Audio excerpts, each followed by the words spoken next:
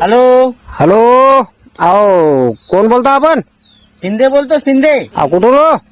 शेलगाव देशमुख. अरे बा का हो, दाखवा ना माझ्या पोरी तर चांगलं दाखवा जरा, बऱ्या पुऱ्या का गरीबाले भेटणार नाही असं काही आहे? हा, दाखवा ना एखादी पोरगी चांगली. काय राजा, या उधड्यावाल्याले ठोक्यावाल्याले पोरीच नाही भेटा लागल्या. अरे बाप रे, पहा ना एखादी. हे काय राजा, दाखवा ना मग. पण तिला हळदीचा डाग लागला बा. अहो जे म्हणते हळदीचा डाग लागे रे, हळदीचा डाग लागे, असं डागात आहे काय? हळदीचा डाग म्हणजे कसं आहे माहितीये का?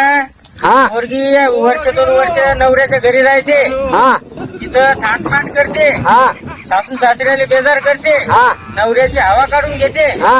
आणि नंतर मग त्याला 2 एकर वाव निका लावते. अरे बाप. 10 लाख रुपये घरी घेऊन येते. अरे बाप. डबल लग्नाचा विचार करते, याला हळदीचा डाग म्हणतात. अरे बाबा हे डाग तर कसं आहे मग?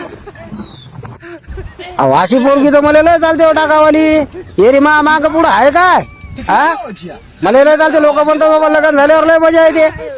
अरे बाबू, कशाची मजा येते? नवीन कूलर, हा. बायको सारखीच आहे. अरे बा. 1 वर्षात फक्त थंडी हवा देते, अरे बाबा. बाकी नंतर जे गपकारे मारते भाऊ, अरे. गरम हवा येते. अरे बाबा. माणसाला घराच्या बाहेर जावं वाटत नाही, घरात राहा वाटत नाही. अरे बाबा.